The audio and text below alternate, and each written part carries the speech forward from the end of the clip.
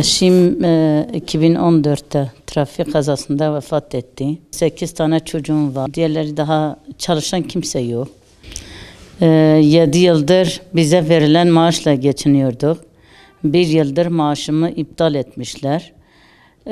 Evim damlıyordu. Mecburen üstte bir ev yaptım üst katta. Borçlandık. Borçlandan dolayı benle oğlum mecburen çalışmak zorunda kaldım. Günlük 70 TL'dir.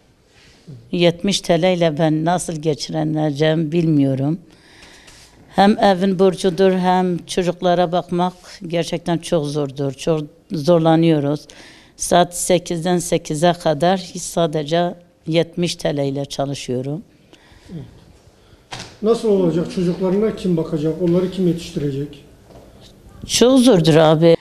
Diğer çocuklar öyle evde mecburen bakacak kimse olmayacak. Mücahidi de okulda aldık mecburen. Çalışmak zorunda kaldı o da. Evin malzemeleri aldık.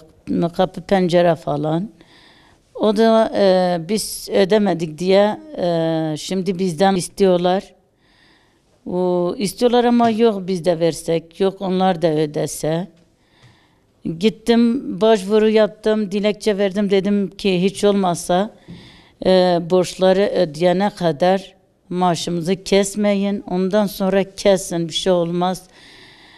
Onu da kabul etmediler. Çok zor durumdayız. Valimize sesleniyorum. 100 milyara yakın borcumuz var. Onu ödeyene kadar maaş da istemiyoruz, bir şey istemiyoruz ama yeter ki o borcumuz ödensin.